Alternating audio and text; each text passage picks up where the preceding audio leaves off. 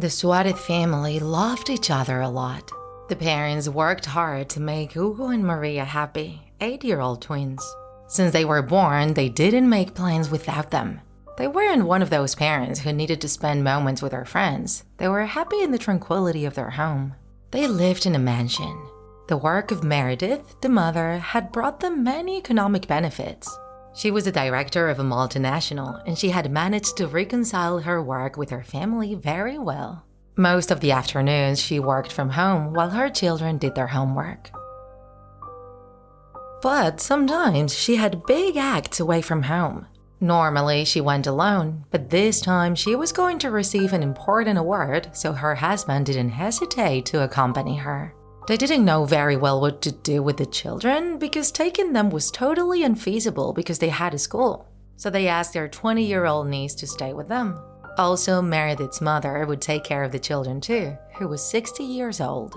The 4 of them stayed home very happy, and the children with those caregivers were very calm. At home, when they finished their homework, they prepared dinner together, brushed their teeth, and after a short story, the children fell asleep in their beds. The grandmother was tired too, so she went to bed and the niece began to watch a series in the living room.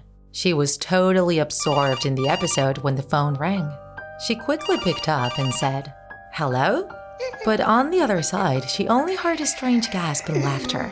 She was thinking it was a phone prank and she quickly hung up the phone.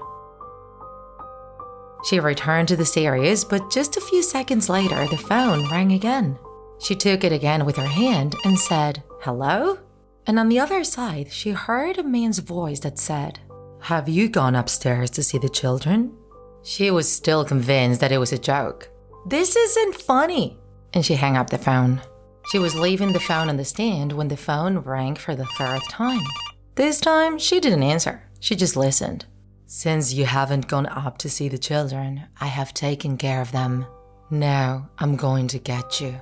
She got very scared with the last call. So before going upstairs to see that everything was correct, she decided to call the police.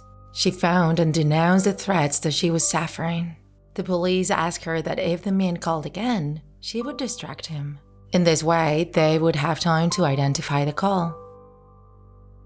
And she didn't have to wait long. After a few seconds, the ringing of the phone made her nervous again. Before he began to speak, she tried to distract him with pleading and crying. She asked him to please leave her alone, that the children didn't deserve anything bad. She tried to tell him a story about his family, but the man ended up hanging up. But immediately the phone rang again. She thought it was the same person again, but this time the police were calling. They told her, "Get out of the house immediately. We've been able to locate the calls and they come from upstairs." She couldn't believe what she was hearing, but she could only think of her little nephew and niece and their parents who had entrusted their care to her. So without hesitation, she went upstairs to save the children.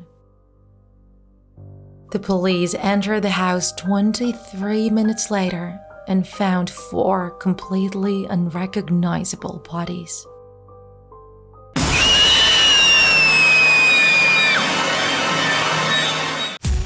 If you enjoyed this video, don't forget to like it. And if you want to see more Draw My Life horror videos, subscribe to our channel. See you in the next episode.